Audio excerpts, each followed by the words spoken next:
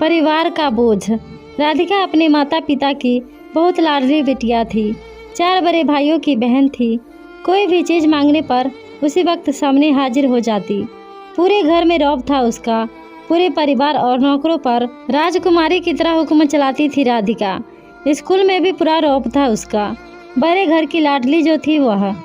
ऐसे ही उसने कॉलेज में दाखिला लिया। उसके ठाट बाट, बड़ी गाड़ी में आना जाना, हर दिन नया फैशन देखकर हर कोई उससे दोस्ती करना चाहता था।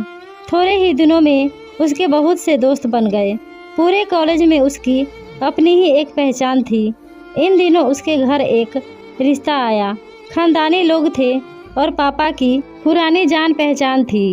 उनके साथ कविता के साथ कोई ज़बरदस्ती नहीं थी, पर कविता ने फिर भी हाँ कर दी, क्योंकि वह अपने परिवार से बहुत प्यार करती थी। वह जानती थी कि वह लोग उसका अच्छा ही सोचेंगे। लड़के का नाम राजन था। राजन काफ़ी पढ़ा लिखा और समझदार लड़का था। ससुराल वाले भी बहुत अच्छे थे। ससुराल में राधिका की जगह वैसे ही थी जैसे कि मायके में। कोई भी कार्य राधिका की सलाह के बिना नहीं होता था। सबकी लाडली बहू बन गई थी वह। फिर उसके घर एक बेटे का जन्म हुआ। बच्चे का नाम रखा गया रोहित। रोहित राधिका को जान से प्यारा था। होता भी क्यों ना, पहला बच्चा जो था। पोता पाकर ससुराल वाले तो फूले नहीं समाते थे। राधिका कभी कभी सोचती थी कि उसकी किस्मत कितनी अच्छी है।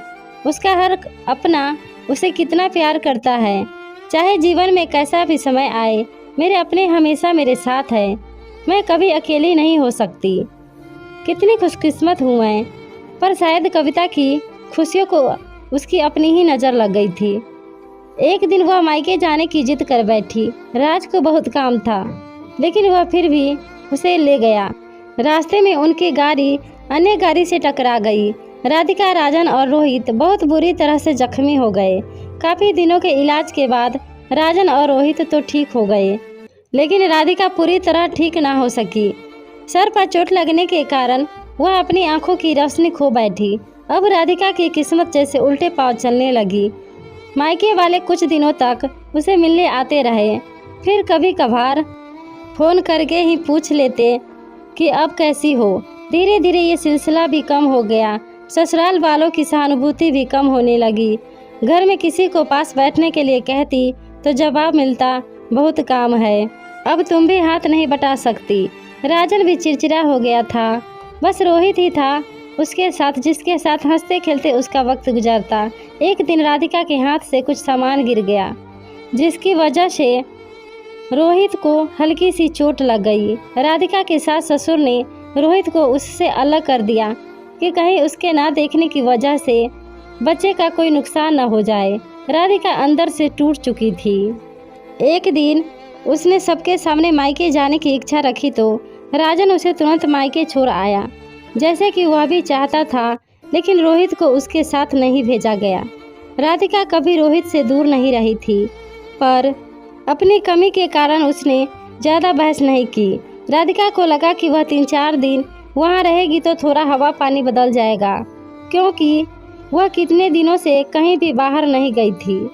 घर वाले भी इतने दिनों बाद, उनके छोटे छोटे बच्चे भी बुआ के साथ घुल मिल गए थे।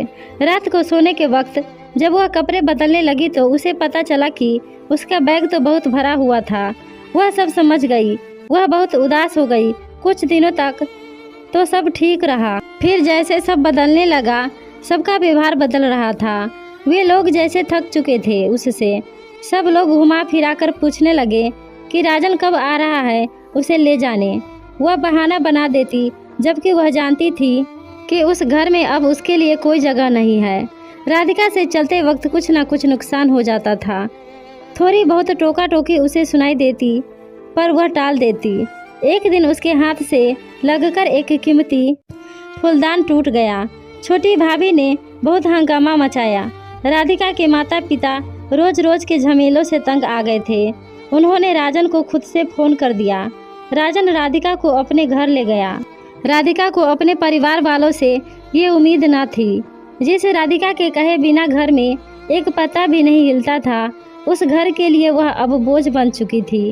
राजन के साथ ससुराल आते वक्त वह बहुत खुश थी, क्योंकि वह अपने घर जा रही थी, अपने जिगर के टुकड़े रोहित के पास। परंतु यह खुशी भी कुछ पल की ही थी। सारा बंदोबस्त पहले ही किया हुआ था।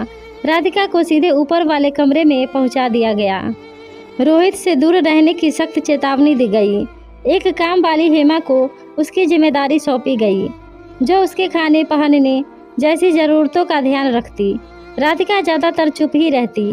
कभी कभी काम वाली हेमा से थोड़ा बतिया लेती। उसके जरिए रोहित का पता चल जाता। सबकी लाडली बेटी और बहू सबके लिए लाडली से बोझ बन चुकी थी। दोस्तों, आपको ये कहानी कैसी लगी हमें कमेंट करके ज़रूर बताएं। धन्यवाद।